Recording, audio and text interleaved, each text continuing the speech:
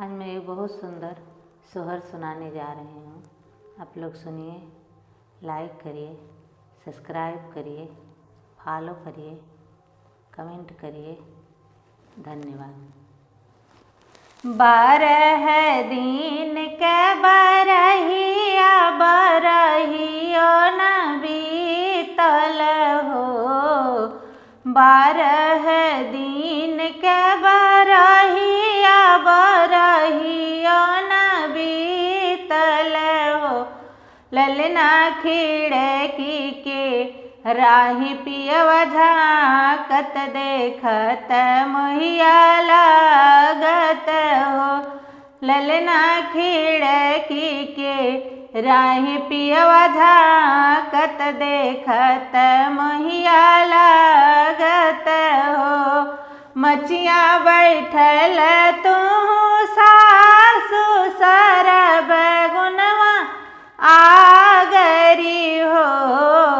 मचिया बैठल तू सासु सरब गुनवा आगरी हो। हे सासु तनी एक धारणा होरी लावा पियवा के मनवा राखब हो। हे सासु तनी एक धारणा होरी लावा पियवा के मनवा राखब हो। बोलिया ते बोले लुए बहुआरी बोलहु न जाने लू हो। बोलिया ते बोले लुए बहुआरी बोलहु न जाने लू हो। हे बहुआरी सोची समझ के से जिया चढ़िया, होरी लवा तुहरो छोट बाटे हो। हे बहुआरी सोची समझ के से जिया चढ़िया, होरी लवा तुहरो छोट बाटे हो। 12 दिन के बरहिया बरहियो न बीतल हो। 12 दिन के बरहिया बरहियो न बीतल हो। हे ललना खिड़की के राहे पियवा झाँकत देखत मोहिया लागत हो। हे ललना खिड़की के राहे पियवा झाँकत देखत मोहिया लागत हो। राम रसोइया तू जेठनी सरभ गुनवा गरी हो। राम रसोइया तू जेठनी सरभ गुनवा गरी हो। हे जीजी तनी एक धारणा होरी लावा पियवा के मनवा राखब हो। हे जीजी तनी एक धारणा होरी लावा पियवा के मनवा राखब हो। बोलिया ते बोले लुए बहुआरी बोलहु न जाने लू हो। बोलिया ते बोले लुए बहुआरी बोलहु न जाने लू हो। बहुआरी सोची समझ के से जिया चढ़िया, होरी लवा तुहर छोट बाटे हो।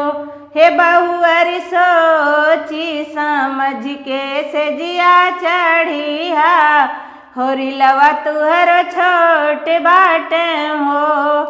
12 दिन के बरहिया बरहियो न बीतल हो। हे ललना खिड़की के राहे पियवा झाँकत देखत मोहिया लागेल हो। हे ललना खिड़की के राहे पियवा झाँकत देखत मोहिया लागेल हो। सुपुली खेलत तू नदी हो सरभे गुणवया गरी हो। सुपुली खेलत तू नदी हो सरभे गुणवया गरी हो। हे नदी तनी एक धरना होरी लावा पियवा के मनवारा खब हो। हे नदी तनी एक धरना होरी लावा पियवा के मनवारा खब हो। बोलियात बोले लुए भाभी बोलहु न जाने लू हो। बोलियात बोले लुए भाभी बोलहु न जाने लू हो। ए भाभी सोची समझ के से जिया चढ़िया होरी लवा तुहर छोट बाट हो। ए भाभी सोची समझ के से जिया चढ़िया होरी लवा तुहर छोट बाट हो। 12 दिन के बरहिया बरहियो न बीतल हो। हे ललना खिड़की के राहे पियवा झाँकत देखत मोहिया लागेल हो। हे ललना खिड़की के राहे पियवा झाँकत देखत मोहिया लागेल हो।